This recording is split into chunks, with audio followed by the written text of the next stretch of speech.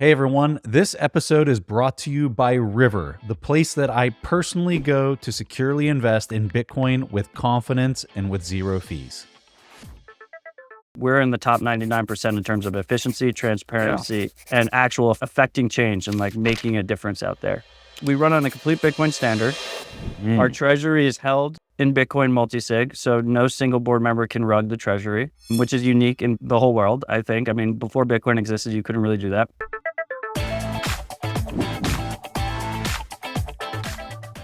Hey, so let's just start off. Like, what in the world with this HBO Bitcoin movie? When you asked me to join, I didn't know what we were going to talk about, but there's always plenty to talk about with you. I mean, look, I thought it was mostly good. We haven't really had many good documentaries or films about Bitcoin. Yeah. I mean, I assume you watched it, right? I didn't watch it. I saw all the scuttlebutt online about how they were talking about. Watch it. Like, we live in like half an hour news cycle now with X and whatnot. Life is not lived through little clips. You know, this is like the first major Bitcoin documentary. I like sat down with my family, like we watched the whole thing. I had my friends in it, right? Like I'm pretty close with Adam, decently close with Peter and Samson. So it was cool to see like, friends on TV. They did a really good job in the beginning, just introducing Bitcoin, explaining Bitcoin. They also did a really good job explaining the block size war, which is a hard thing to explain to someone who didn't live through it. I really enjoyed those aspects. A lot of it was really a Samson advertisement. Like Samson was clearly the leader of it.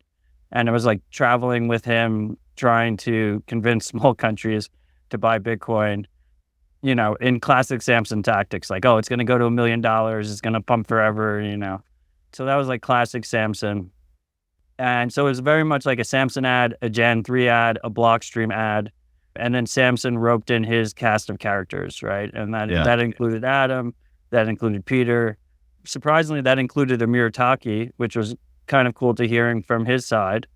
Who else did they have in it? They had Nouriel Roubini was like the anti-Bitcoin side. So like in classic documentary fashion, if you're talking positive about something, you got to switch. So they just like basically just used Nouriel for that. Roger had his piece about how Bitcoin is failing and like we should have switched to Bitcoin Cash, which is always hilarious to see. And then at the end, they like the last 15 minutes, they needed to build up hype. And he said Peter Todd was Satoshi. And just knowing those two guys, it was just hilarious because like Adam's literally like standing in the background, just straight faced with the Adam back smirk on. And I mean, Peter denies he's Satoshi. I don't think he's Satoshi. I think if he was Satoshi, there's a lot worse people that could be Satoshi. So I'd be at peace with it if he was. But the whole point of Bitcoin is that Satoshi is irrelevant, and he wanted to be irrelevant and left the project early on and had the humility and the lack of ego to be willing to leave such a potentially strong leadership position that many, many people wish they had. So, I mean, I think that's the key takeaway that people should have. But I think overall, like, it's pretty hard to say it wasn't a net benefit for Bitcoin. I think it showed Bitcoin in a good light. I would say personally that if a documentarian like asks you to like record a bunch of stuff for a documentary, I personally tend to side on the just say no. Like Nick Szabo had a little cameo in there where he's like, "Can I interview?" He's like, "Well, you can email me, but I'm not going to respond." So that's usually should be the tactic. I think Peter probably regrets giving this guy hours and hours of footage, but it is what it is. This was a roll up that I was not expecting from you, Matt, and I didn't know that. Everything that I saw online was preventing me from watching it because what I saw online was that it was this documentary about who is Satoshi, and I was like, oh, I'm not watching that. Like nobody knows, and like people that have been in the space long enough. And then when I saw that they were suggesting it was Peter, I was just like, I'm not watching this thing.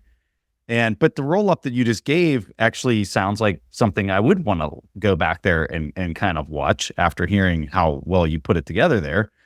But the reason I was asking the question was because I wanted to hear your thoughts. And I know you have a pretty based opinion on these people that are out there just wanting to know who Satoshi is. And it's like, no, you're missing the point.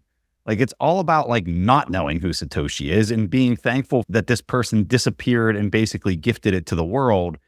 And like anytime I see documentaries or people online saying, oh, I know who it is, or it's this piece or that piece, and they're trying to piece it together, I'm just like, arms in the air, like rolling my eyes, like, what are you doing? Like, the last thing we want is to know who this is. Like, that's the gift, is that we don't know who it is. But yeah. I mean, I think that's just like the natural human condition, right? I mean, we live in a world where most people want to be niche celebrities, right?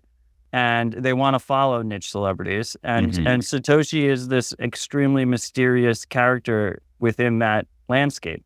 So usually I don't know about you, when I talk to new people about Bitcoin, their first question is, who is Satoshi? And can Satoshi come back and just destroy Bitcoin or make 22 million Bitcoin or whatever? So you go into the explanation of that Satoshi doesn't matter, and that there's no leader in charge of Bitcoin, and it's very hard to change by default.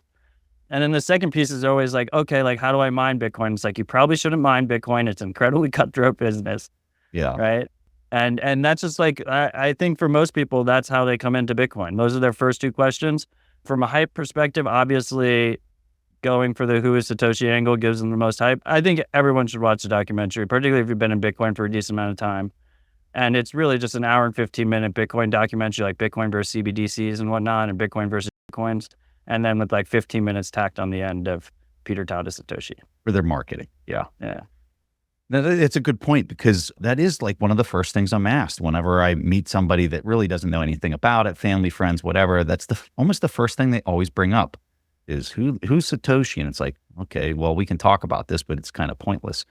I want to talk about Bitcoin Park. So I believe you're sitting outside. I've been up there quite a few times. I think you're sitting outside Bitcoin Park, and maybe you are, maybe you aren't.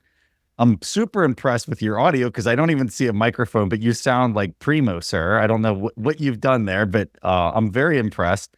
Regardless of where you're sitting, you don't have to dox yourself. Not that there's much there to dox you, but talk to us about Bitcoin Park, because I had Rod on the show a ways back. It's really kind of proving to be an incredible model for just a physical space where people can meet and have discussions. And if politicians are interested in what we're doing, they can show up. Anybody can show up, friend or foe, and discuss what in the world Bitcoin is from a technical standpoint, from you name it, all the different things that Bitcoin reaches.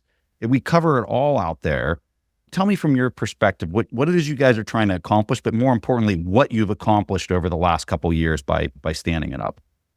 Yeah, I mean, so first of all, I'm not at Bitcoin Park. If I was at Bitcoin Park, I'd be in one of our like 6 professional podcast studios, ex-music studios, but now podcast studios.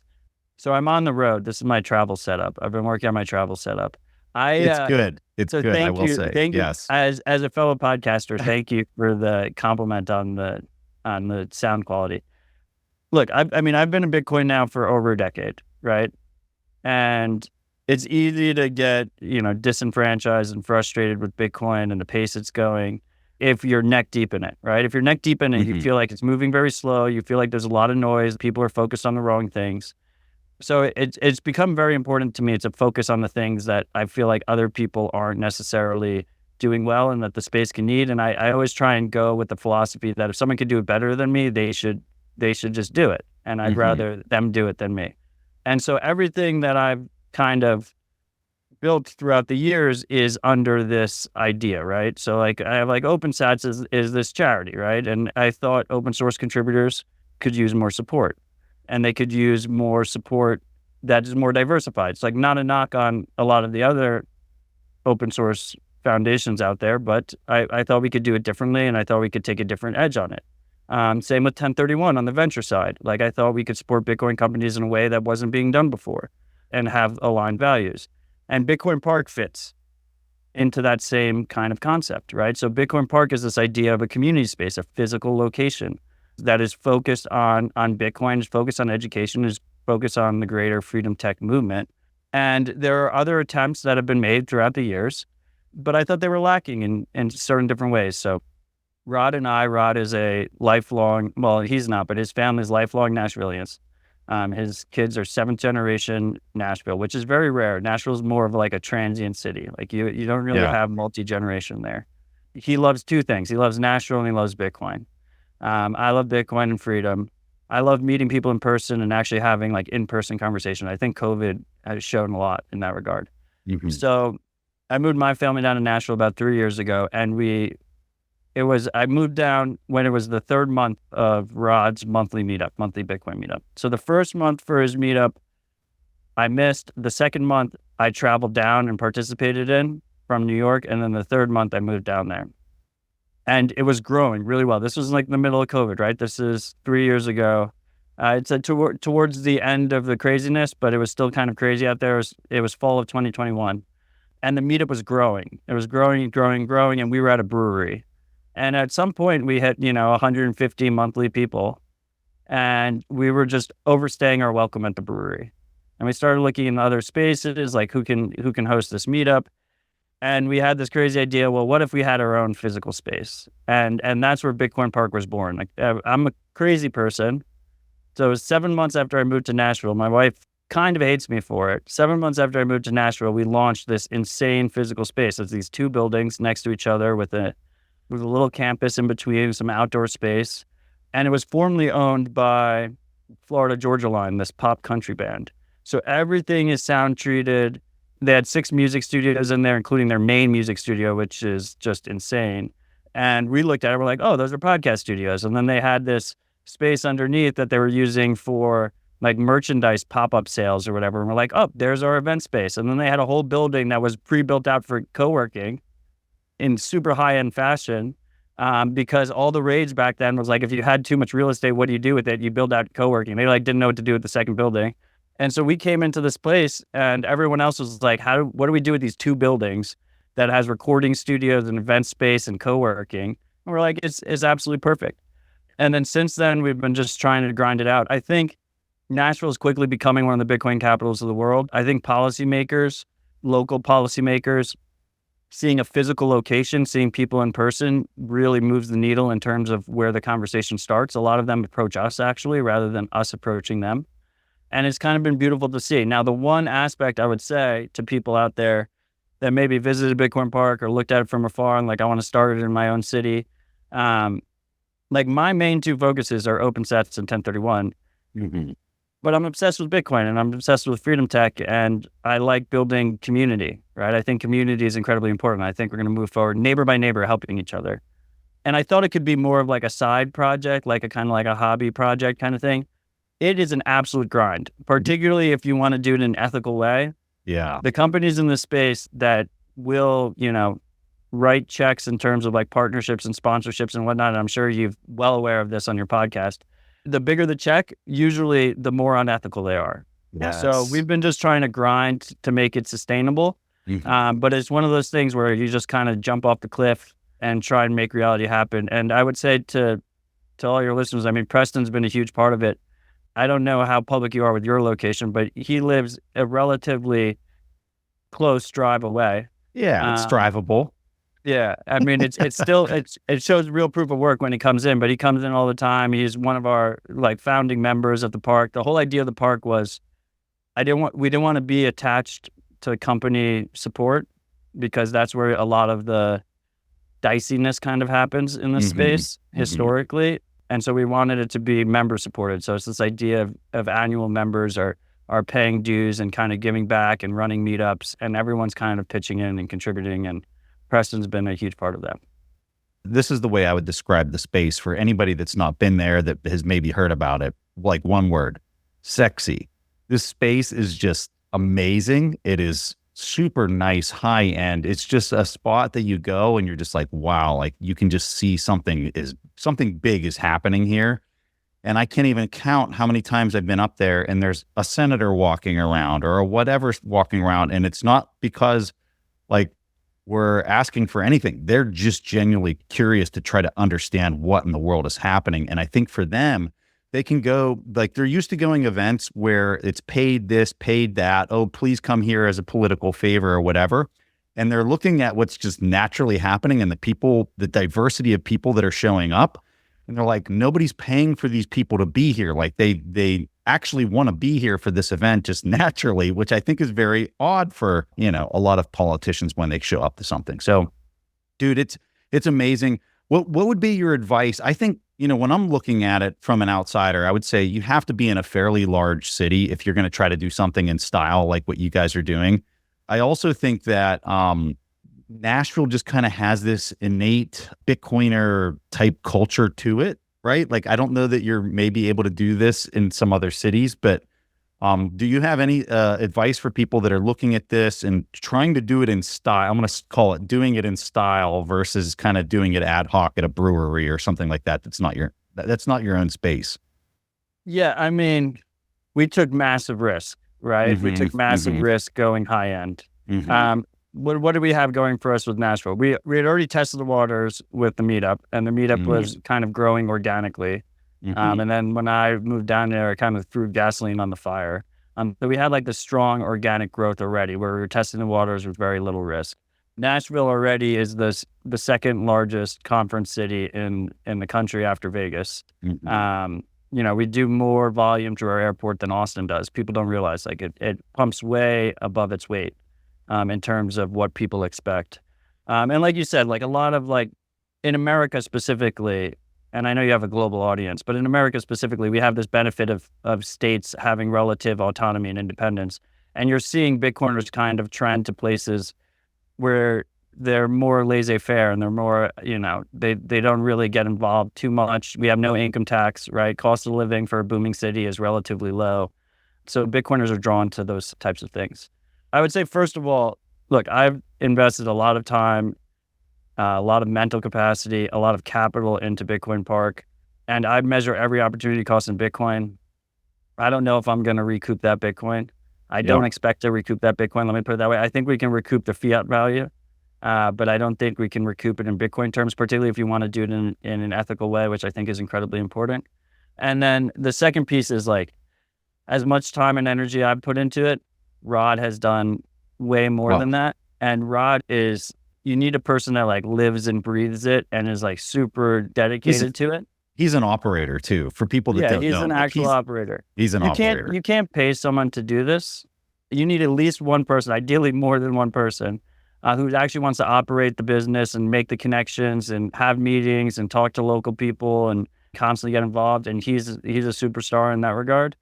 But yeah, I mean, I actually would say, like, I think most people should probably dip their toe in first, try and keep expenses low. Like, our biggest expenses are real estate expense.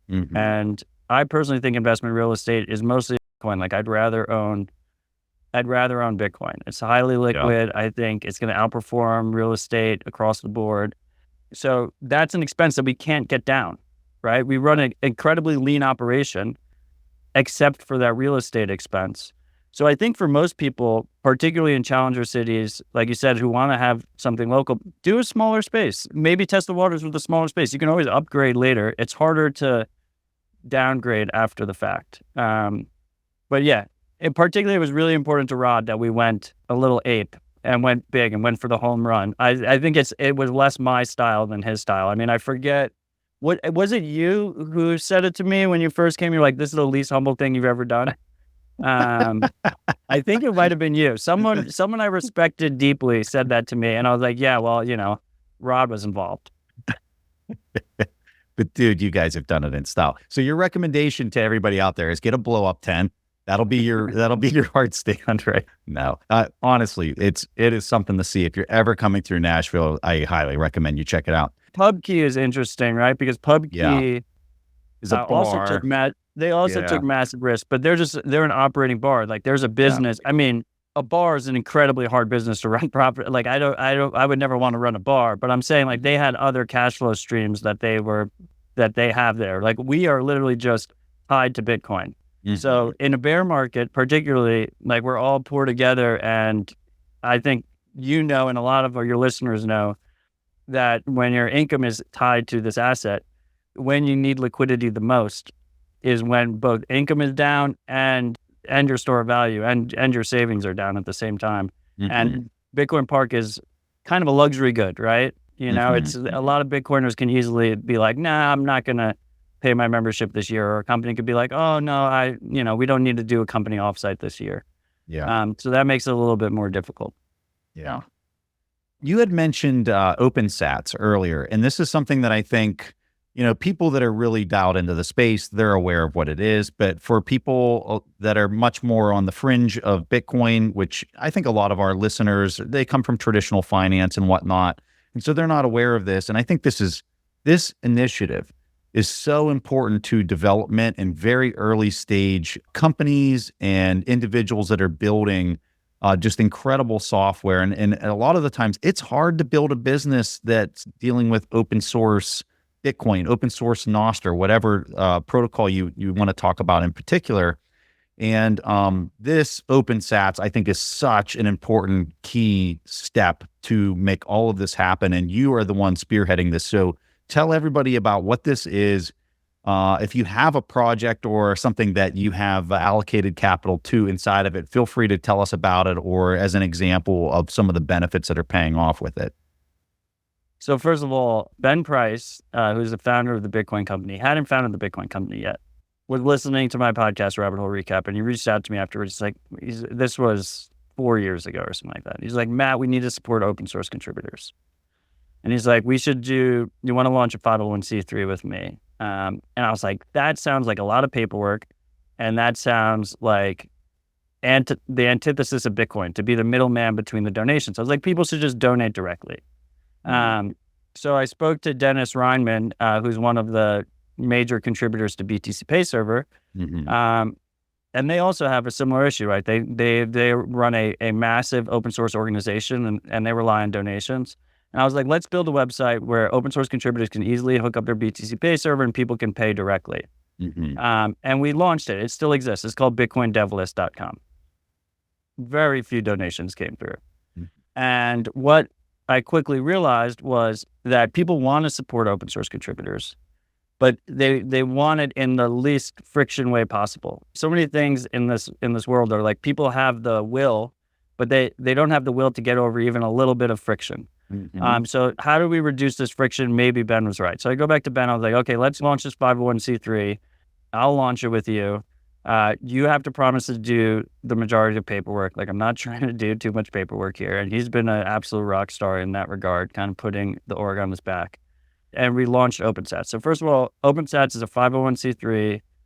You can learn all about it at opensats.org. If you have an open source project, you fall within our scope.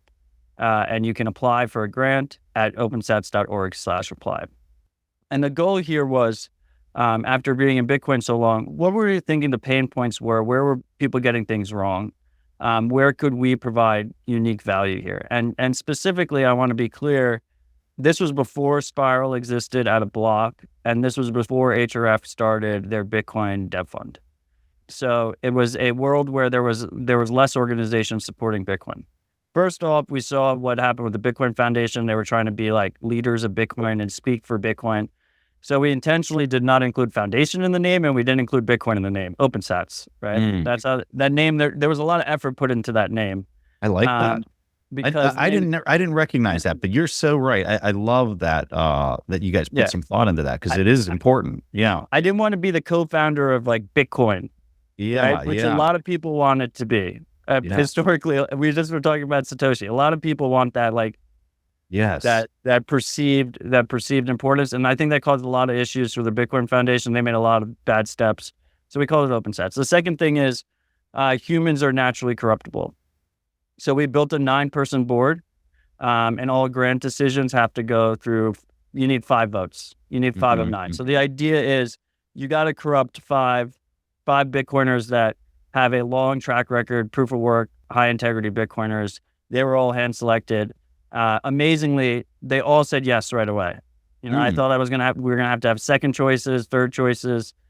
One of our first choices was Catan. He did leave us, and we replaced him with Gigi, which was fantastic. Yeah. And the other one was Udi, who like kind of fell off the Bitcoin land, and he just peacefully walked away from the project. And we brought in NVK to fill his spot. But besides that, everyone else is the original board member. So 5 of 9 votes. I don't even want to trust myself, right? Like let's try and it's going to be a centralized organization no matter what, but let's try and broaden out who can make the decisions and try and make it more corruption resistant. Third piece, none of the board members take salaries. We're all doing it as charity work ourselves. Our board members devote a ton of time reviewing projects. I think we had over 1,000 projects apply over the last year. Wow. And every project needs to be reviewed, and then a vote needs to be made, and we do everything through this private GitHub repo we have. So We don't take any cut of donations. The board members don't get paid. We take no cut of donations. But we need to run an organization. So what do? We have a separate operations budget that people can donate to, and that operations budget goes to our operations. But by design, as the setup is made, and you have this separate operations budget, we run incredibly lean. So we have only one full-time employee. That's Gigi. He's leading the ship. And then we have a few part-time staff underneath him. And we run an incredibly lean operation. I think we're going to be releasing our transparency report for this year.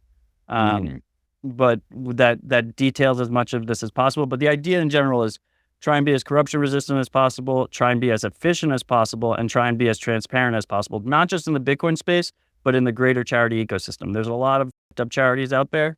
And I can strongly stand behind the statement that we're in the top 99% in terms of efficiency, transparency, and actual affecting change and like making a difference out there. So those are all the key aspects. We run on a complete Bitcoin standard.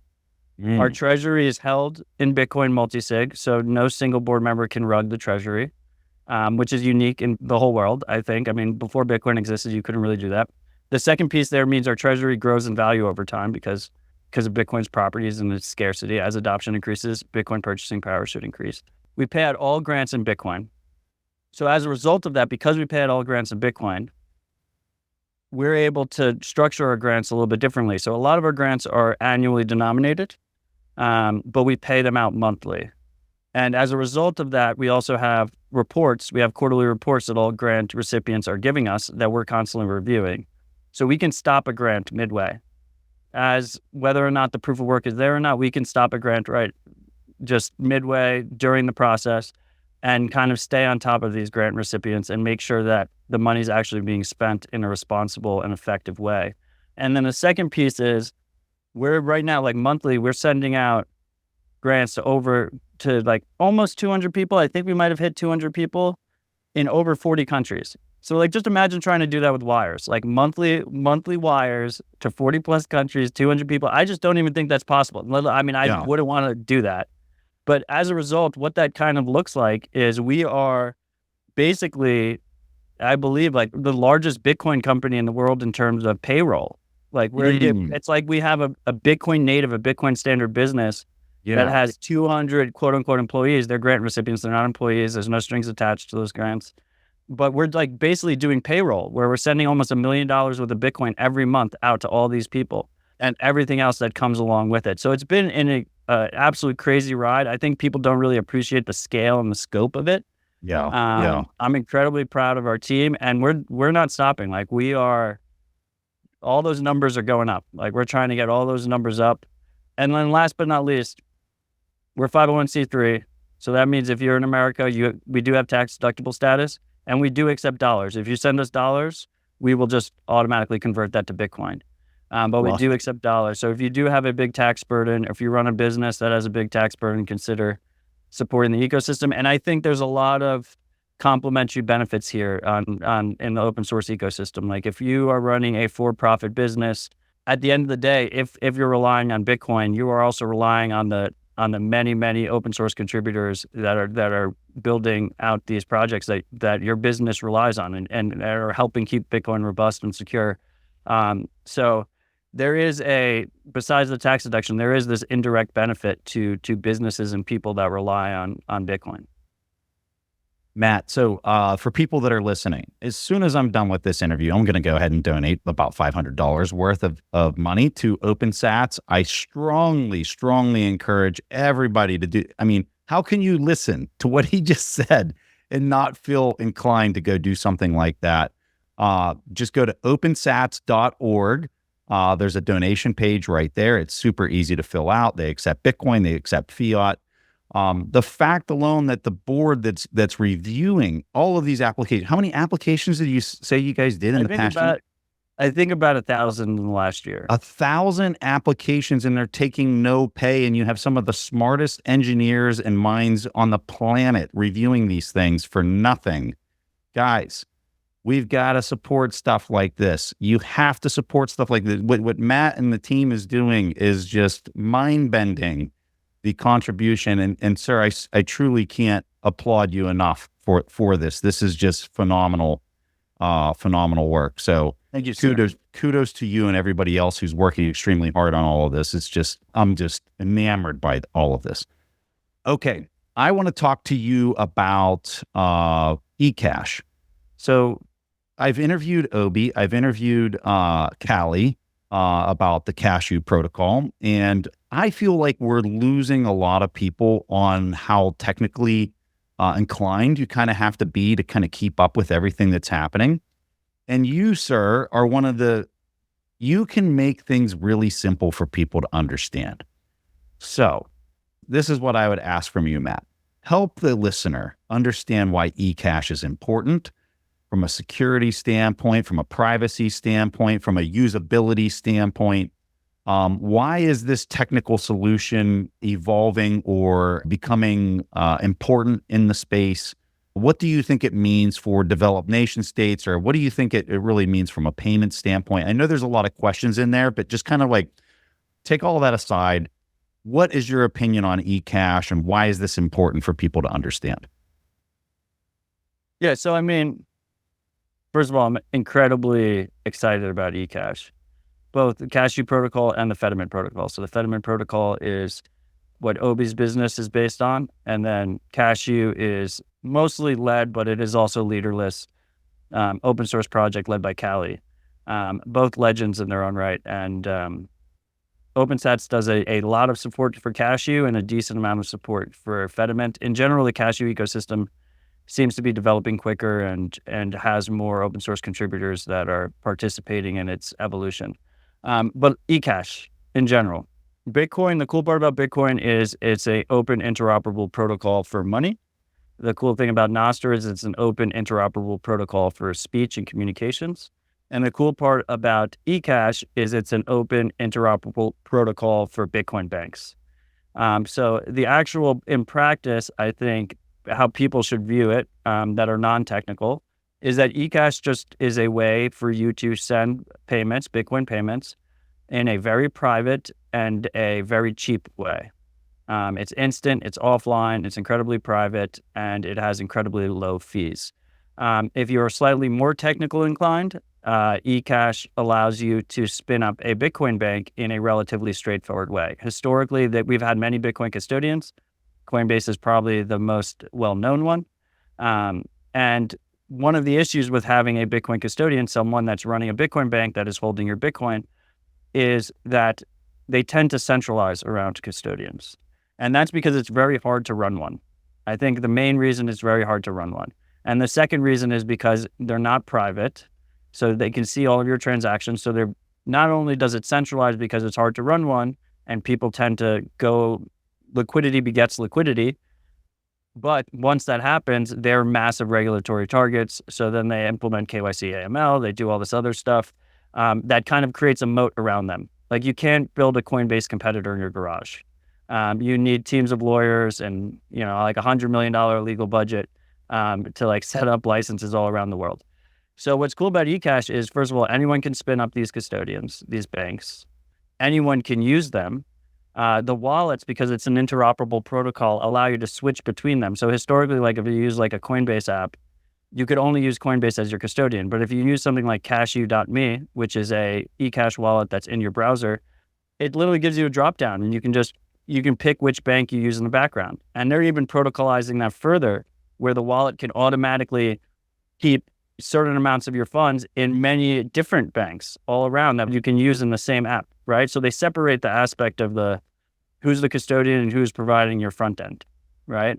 And then they're all interoperable with each other because of Lightning. So you can send between them super easily. And like I said, if you have them split up, you can actually send from all of them at the same time in a single Lightning payment. And Lightning is kind of the glue that brings it all together. So just to pull it back once again, for the average person, you don't know how email works. You don't know how banks work or our money system works or any of this stuff.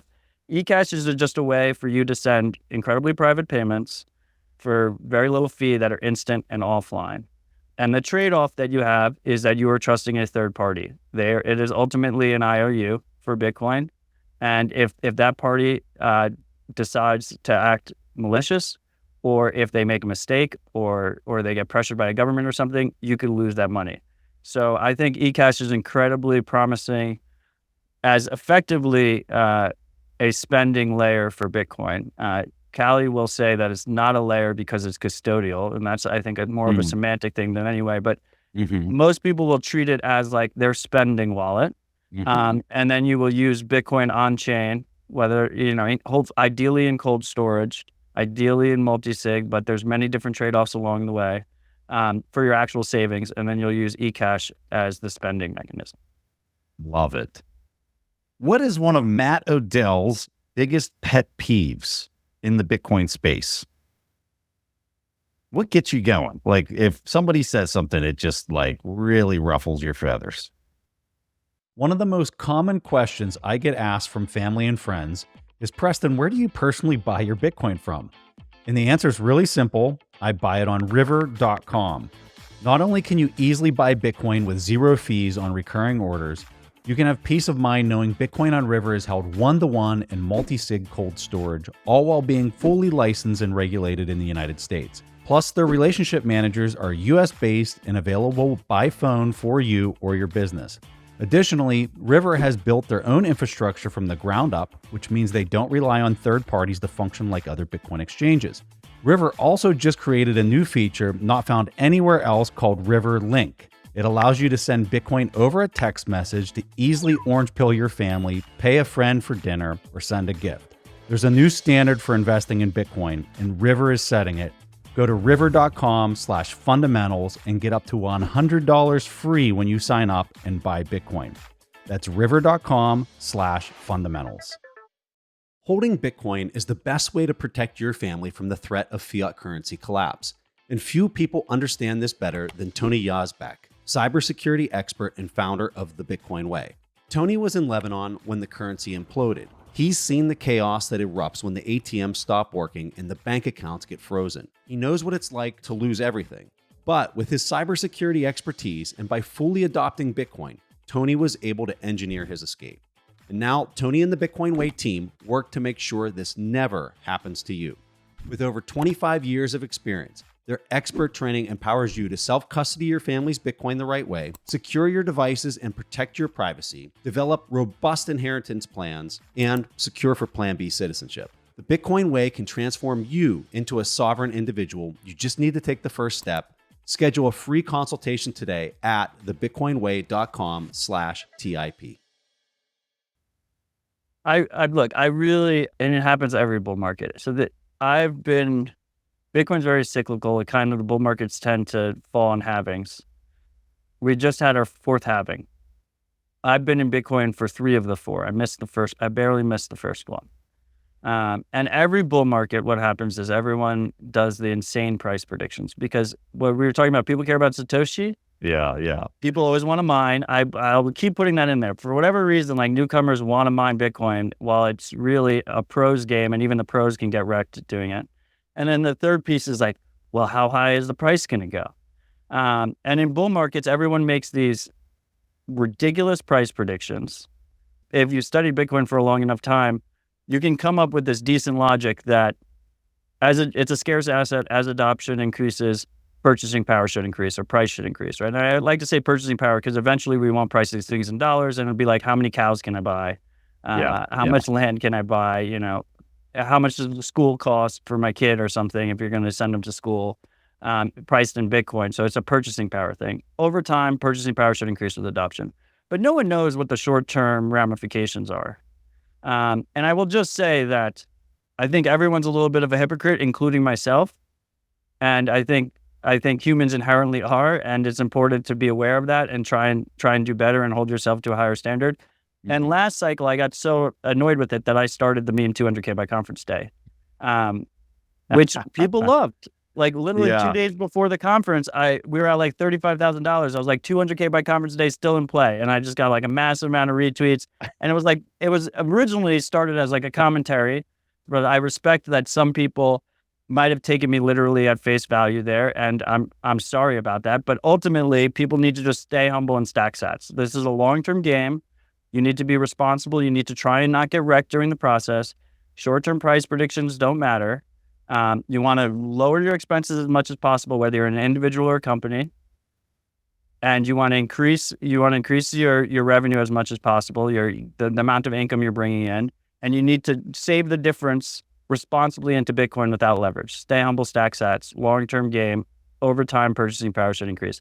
But I mean, we're already seeing it now. It's like we're like in the early innings. Maybe the game hasn't even started in this full cycle. We're so early on it. And Samson was in the documentary. It's like $1 million of Bitcoin, and then he gets on all the shows. That's the headline, right? But it's all, everyone knows it. I love how you being ironic was some of your most viral posts. Yeah, people loved it. They ate it up. You know what, Matt? This speaks to the difference between, for people that aren't on Nostr, I'm gonna talk about the differences. Him saying this on Twitter or X or whatever we want to call it, it goes viral. It's just like everybody's like, oh, like, send it into my veins, Matt. If he would make this same post on Nostr via Primo or whatever client he's using, I think honestly your comments would be people laughing at you or teasing you, right? They wouldn't be taking you all that serious. They'd be like, oh, that's a stupid post or whatever. And the cultural difference between these two, where the incentive to pump, what's the word I'm looking for, Matt? And on lowest common denominator clickbait. Yes, that's what it is on Twitter, right? And that's what works or quote unquote works or gets viral. But over on Nostr, it is totally different. The people there, they react totally different. They're having different conversations. They're having very technical conversations, and it's one of the reasons that I love it so much. On that topic, you are a hardcore Nostr user. In fact, you deleted your Twitter account. Did you delete it after this 250K scenario? Is that what happened? No. So what happened was, I said 200K by conference day last bull cycle. Yeah. Conference day came and went. Oh, okay. Actually, I honestly thought like we'd be at like a humble 100K or something. Yeah. So I got that completely wrong. I think, it was even humbler. I'm not going to make excuses for it, but like, I think like FTX, Celsius, Barry Silbert, like their greed and selfishness, like put a damper on our last bull cycle. And we didn't go as high as we would have before we were going to get an 85% correction regardless. But before that happened, we didn't go as high as we would. But conference day came and went, and we were at like $35,000, right? We weren't even over 100K. And I said 200K by conference day. Before I left Twitter, I made penance with that for like 250 days in a row during the bear market. All I said was, "Good morning, stay humble, stack sats." Just through the bear market, like great buying opportunity. And then we went back above from where I said 200K by conference day, and I'm never going to make another price prediction again. So I could sleep well at night. I repented. I repented through proof of work. By the way, those weren't scheduled posts. Like every morning I woke up, looked in the mirror, said to myself, "Good morning, stay humble, stack sats," and then I tweeted out, "Good morning, stay humble, stack sats." So I repented on that regard. But then what happened was, historically for 11 years now, I haven't had any social media except for Twitter, which is now X. That was my only social media. And I thought it was the best of all of the social medias. I only focused really on Bitcoin. I didn't really talk about like family or personal things. It was like more of a, it was my Bitcoin movement. It was my Bitcoin outlet. It was my soapbox. It's where we could discuss things in public, in transparency. But it was slowly sliding worse and worse. And under Jack Dorsey's leadership, who's a good friend, and I think there's a lot of merit to him not having much control over that business. I mean, he owned like 3.5% of the business. And there's a lot of other power players that were involved in that business, and there's a lot of pressure on it. And I think he's just very grateful to not be the leader of that anymore. But it got worse. It got worse under him. And then Elon took it over. And Elon quickly, I think, there's a lot of things you can compliment Elon on, but I think he really saw the power of Twitter. I mean, a single tweet can, like the right viral tweet, can take down a government. You can change the world. You can change the world with that kind of power, and if you control the platform, even more so. And I think he's actually said this more or less, that was the case. And he started this idea of creating these premium plans, right? These blue checks that required KYC. And as a result, if you did it, you got a leg up on the competition. So historically with Twitter, it was very much a proof of work game. Like, it was a long-term proof of work game. You would rise to the top, but when I deleted, I was at like 260,000 followers. I started as like a nobody, right? Like, I met a lot of my good friends on Twitter. I built a lot of really strong relationships on Twitter. Like, I'm very grateful. I love Twitter. Like, it was great.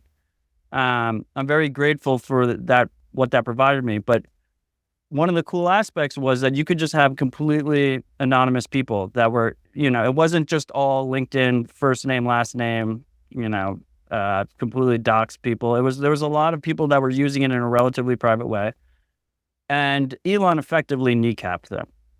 He effectively kneecapped them and said, if you want to build a following on Twitter, if you want to have any kind of real reach, if you want to be active in discussions, you need to provide identifying information. And he did that through kind of a sly roundabout way without saying it was necessarily the identification. It was through the payments, right? Through credit cards where you need a billing address. And it was through the phone number verification where he made it very difficult for you to this day, it's very difficult for you to use it with a phone number that isn't attached to your identity. So that rubbed me the wrong way. And at the same time, Nostr was coming up and was blooming, right? This open source protocol, this open source project where you couldn't be banned, where no one had control of your speech, a lot of similarities to Bitcoin, right? That you could build on top of it without permission. The world was your oyster, right? What Bitcoin did for money, Nostr could do for speech. You had another option available to you that didn't exist previously. So under all of this context, I started focusing on Nostr quite heavily. And for 6 months, I left my Twitter account up. It like pointed to Nostr. I've had like 10 years of activity on it. So like the growth of that account was just still going crazy with Bitcoin price. Huge. Just on past posts, right? And it all linked back to Nostr. And some of my top posts were like the dangers of KYCing social media and having central control over social media. And once again, even if Elon's not malicious, just having a single person, a single point of failure, he can be pressured into doing things. We saw with Brazil. Brazil asked him to censor a bunch of opposition accounts. He said no. They banned X. Then he complied with everything. He went back and complied with everything because they also went after Starlink. There was a lot of money on the line. There's a lot of pressure points you can do, and our lives are digital now. The digital communication is more important than ever, and these pressure points are more of a concern than ever. So Nostr is getting born, and I think he realized that there was a lot of large accounts, they weren't getting the blue check. So what he did was he said, if you're over a certain amount of followers, specifically blue check followers, like if enough people that were KYC'd that we know aren't bots, or at least a reasonable expectation that they're not bots, you get a free blue check. And he threw a blue check next to my name. And I felt like I was complicit at that point. Like I felt like there was a young me or a young Callie or something who, wanted to be active in the freedom tech movement and was looking at me and was like, well, if Odell did it, then I should do it. Yeah. And I ripped off the Band-Aid. I deleted it and went full skin in the game. And it's not like, and since then, by the way, at that point, it was if you sign back in 30 days, you'd get it back. And then you could delete it again and sign back in 30 days to pretend like it was deleted. He's elongated it now. Now it's a year so that you can, but it's gone. Like I do not have access to it. I can never go back. Either Nostr succeeds or it doesn't, but that will be the end of social media for me. Like I think centralized social media specifically has become very insidious in our society. These closed source algorithms, these centralized control over speech and what is viral and what doesn't go viral and who has reach and who doesn't have reach. And then people's reliance of their careers on these things. You hear many, many times, I'm not going to delete my X, I'm not going to delete my LinkedIn because my family relies on it. Makes them incredibly predatory and dangerous. And we need an open protocol. And I think Nostr will be that. It is yet to be seen. It's very early. But in the meantime, whatever momentum I had, I'm happy to just go all in on Nostr, try and will that thing into existence with the many other people that have joined me since then. There have been multiple Bitcoiners who I respect deeply, who have since deleted their accounts, including Gigi. Pablo, JB55, Fiat Jeff, and we're kind of seeing like a little bit of a domino effect there. The last thing I would add, well, two last things I would add is, first of all, the reason besides the fact that I felt complicit in the blue check, the reason I deleted it as well was that was my content. But in legal terms, it was really like, it's owned by the X corporation. Like they were my 10 years of content or whatever. So I took that archive and I did rebroadcast that to Nostr. So the only place you can get that last decade is on Nostr. You can't get it on X anymore. And then the second piece is a lot of the things you're talking about with like clickbait and lowest common denominator stuff not being so prevalent on Nostr, I think is because it's early days and it's mostly ride or die, freedom tech focused people that realize the necessity and are willing to go through friction to get to it. But long term, Nostr is going to have like the best people and the worst people. If it's successful, it's going to be where most communication, I think, happens. It's going to be the true town square of the world. And a lot of this stuff will still rear its head. But the key difference is there's not a centralized company that controls the algorithm. You can use it as you want to use it. There's no like central levers of control that can ban people and choose which speech goes viral and which speech doesn't. But there'll be a lot of lowest common denominator on there. Like I think people that are selling Nostr as like this like happy, more deep thinking space or whatever is kind of like selling Bitcoin as a low fee, anonymous payment protocol like people did in the early days. And I want people's expectations to be appropriate. Yeah, I think that's a good point. I mean, Matt, this is one of the reasons I respect you so much. You are, in military terms, you're a commander that leads from the front, and you're also the commander that's getting onto the ground and burning the boats because you're not going to surrender, right? Like you are not surrendering. You're here. You're setting the example for everybody to see what right looks like. And my hat's off to you again on just like the leadership is so important in the space for people to see what a humble leader looks like. Last thing I want to say, speaking of a humble leader, you have spent some time around Jack.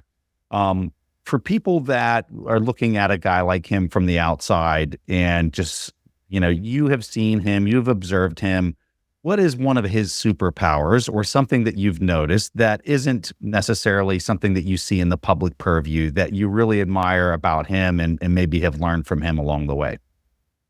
He's learned a lot from his mistakes and he's trying to write them the best he can possibly write them. I think specifically this is the thing, once again, and getting to know Jack better has shown it to me even more so, is that being like the dictator of these social protocols, whether that's Zuckerberg or Elon or used to be Jack, is an incredibly stressful, pressure-inducing role to be in. Very public-facing. Yeah. Like everyone still knows who Jack Dorsey is. There are not nearly as much tabloids and opinion pieces and things about him. And he's still the CEO of a $1 billion public company in Block. But like they're a payments business. The social businesses, right? There's so much more pressure because you literally control who gets to speak and if people see it or not. That is that's like a godlike privilege. Yeah. And I think it hit him really hard. Like I think a lot of mistakes were made at Twitter. I think he knows about a lot of these mistakes. And I think he's sensitive about talking about them publicly. But is very introspective in person and privately. And I think rather than speak outwardly about those mistakes, he's trying to write them through action rather than, do the thing rather than speak about the past. And he deserves a lot of credit for that. He's one of the major donors to OpenSats. He hasn't deleted his X account yet, but he's way more active on Nostr than he is on X. And privately, there's just a lot of initiatives that he's doing that are trying to, reduce control and centralized powers. And I'm very grateful to both have him as a friend, but also to have him as part of this greater freedom tech movement, because it really does move the needle. It moves the needle having someone with his kind of resources that wants to see the movement succeed and doesn't really expect anything in return. I think something that's lost on a lot of people that would be looking back at all the things that he went through and maybe have a sour take about him because of, from a privacy standpoint, everything that happened at Twitter. He didn't have control. like, even though he was the CEO, when you got a board that's lined with basically all big Wall Street bankers, because it sits in all of these different ETF vehicles that are sitting on this board and kind of cramming some things down the throat of the quote unquote employees there. I forget what percent ownership he had, but 3.5%. And he's, by the way, he still has the same amount of ownership in privately held in X. With X right now. So from a voting standpoint, unlike MicroStrategy, where Michael has a big controlling share and he can make these big, giant, bold decisions, and this is another question we get asked in Bitcoin all the time, why aren't there other MicroStrategies? Well, it's because you don't have another person who's leading at the helm that actually can understand all of this and has a controlling voting from a voting rights standpoint on the board with decision making. And I think that's lost on a lot of people as they're looking back at Jack and having this opinion or that opinion about, like, well, why did he let that happen? Well, he didn't have control to really kind of allow some of that to happen, or else he would have been replaced. Or at least I suspect he would have been replaced. And, I find it really fascinating. The guy that's got Cash App, all these Square terminals, like payments galore, right? And the former, founder of Twitter.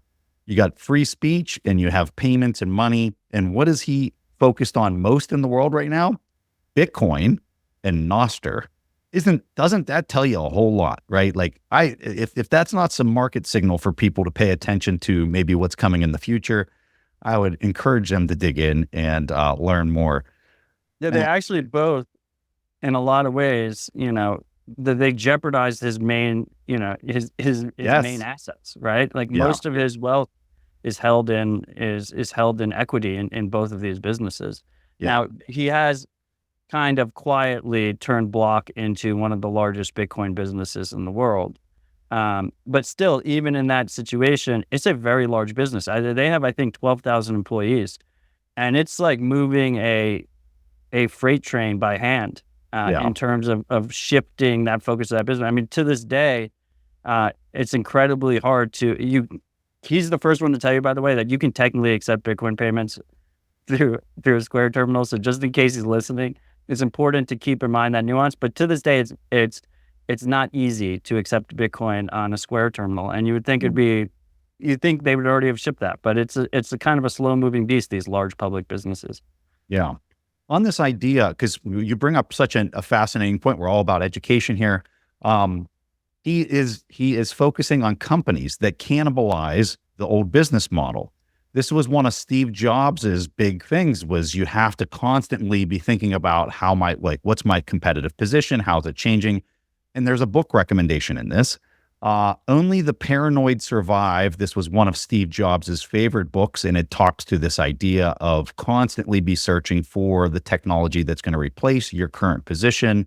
And I think, what Jack is focusing on now completely illustrates this point of where he is today and where he sees everything moving. So that book recommendation is Only the Paranoid Survive. Matt, I want to thank you so much. I've already donated my 750,000 sats to OpenSats. While we were talking there, and people go donate to OpenSats. Holy moly, like this, you don't get a better setup from a nonprofit standpoint that's going to have an enormous impact from some of the smartest people leading this organization in the world. Anything else you want to highlight, Matt, or that you want to make sure we get in the show notes? I think it's easy to fall into the trap of Bitcoin being inevitable. And as a result, also Nostr has been bootstrapped by Bitcoiners. A lot of people think Nostr is inevitable. I think at this point, Bitcoin is very much here to stay. Nostr, not so much. Nostr is still very early. But, these projects are easy to think about as like a technical project. It's an open source code. It's an open source project. It's a software project. But really, it's a movement of individuals. It's a movement of individuals that are both empowered by the underlying protocol. So they have the ability to enact more change than they would otherwise. But also that are impassioned and passionate about it, that they're passionate about this movement and these protocols, and they move it forward. It's a movement of individuals. And on the Bitcoin side, I would say, while I go back and forth on whether or not it's inevitable, I think it's, like I said, I think it's pretty much here to stay. And at least as a store of value suit asset, it's inevitable. I think Bitcoin as freedom money is not inevitable, and there's a lot of work that needs to be done to make it easy and more accessible, and both the tools easier and more accessible, but also the education that goes alongside those tools being easier and more accessible, and onboarding more people. I mean, I think Saylor, I don't know if he's upped his number, but he says like 100 million Bitcoiners. There's a way smaller subset of that are actually using Bitcoin as freedom money, like way, way, way less, like maybe like 10 million or something. No one knows. That's one of the cool parts about it. No one knows, but and there's 8 billion people in the world. So there's a lot of work to be done for Bitcoin to be freedom money. I think if Bitcoin is $1 million or $10 million or $100 million, but only 5% of the global population is using it as freedom money, I will be financially well off. And that's not the worst timeline, but I think Bitcoin has failed as a movement in that regard. And I think Nostr is incredibly early, that each individual that actually puts time and energy and capital into it really, really moves the needle of pushing it forward. So I would just say to all your listeners, you can actually make real change in this world, but you need to be the change you want to see. You have to actually put in the work, push forward, make it happen. Because this movement, the greater freedom tech movement, whether that's Bitcoin, Nostr, things like Tor, encryption, like they ride or die on the individuals. So it's up to all of you to actually make this thing a reality. I love that. All right, folks, you heard it here. Matt Odell, thank you so much for this incredible interview. We'll have links to all these things in the show notes. So Matt, thanks for making time. Thanks, Preston. Yes, hyper Bitcoinization is great and it could happen, but I'm a big compounding interest guy and a compounding of my time and reputation and capital. Grassroots Bitcoin initiatives in your local community, that's the best thing you can do in terms of fostering education amongst your local community. Because yes, number go up and Bitcoin, all the economic properties, but you also want to support your local community and educate them because that's where you're raising your family. That's where you're putting your roots.